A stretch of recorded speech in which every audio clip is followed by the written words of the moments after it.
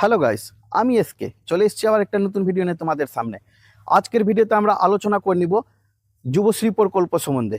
বন্ধুরা, অনেক ব্যক্তি আছে বা অনেক কেউ বেকারত্ব যুবক আছে যে বেকার হয়ে ঘুরে বেড়াচ্ছে, অর্থাৎ স্টুডেন্টরা আছে কলেজে পড়ছে কিন্তু তাদের কোনো সরকারি সহায়তা পাচ্ছে না। তো এই ভিডিওটা শুধুমাত্র আপনাদের জন্য রয়েছে।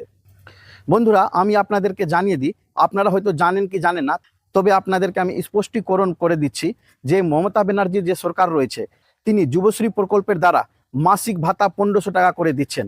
এই অ্যাপ্লিকেশনটাকে যুবশ্রী অ্যাপ্লিকেশন বলা হয়, অর্থাৎ যুবশ্রী প্রকল্প বলা হয়। আপনারা যদি যুবশ্রী প্রকল্প ফর্ম ফিল আপটা করেন তাহলে আপনারা কিন্তু মাসে 1500 টাকা করে ভাতা পেতে পারেন।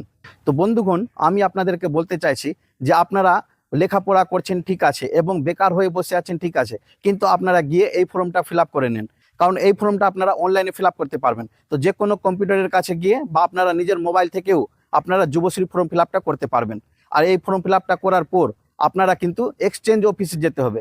আপনাদের যেখানে এক্সচেঞ্জ অফিস রয়েছে অর্থাৎ চাঁচল এসডিওর কাছে গেলে সেখানেই সেই অফিসটা থাকে, আর আপনাদেরকে ওই ফর্মটা ওখানে গিয়ে জমা করে আসতে হবে। এই ফর্মটা জমা করার পর কিছুদিন পর আপনাদের কাছে আপডেট চলে আসবে। আইডি পাসওয়ার্ডের পরে অ্যাপ্লাই করে দিবেন। অ্যাপ্লাই করার পর যদি আপনাদের অ্যাপ্রুভাল দিয়ে দেয় তাহলে কিন্তু আপনারা মাসিক 1500 টাকা করে পেতে পারেন। তো ধন্যবাদ বন্ধুরা ভিডিওটা দেখার জন্য। যদি ভিডিওটা ভালো লেগে থাকে তাহলে আমার চ্যানেলটিকে এক্ষুনি সাবস্ক্রাইব করে দিন এবং লাইক শেয়ার করতে ভুলবেন না।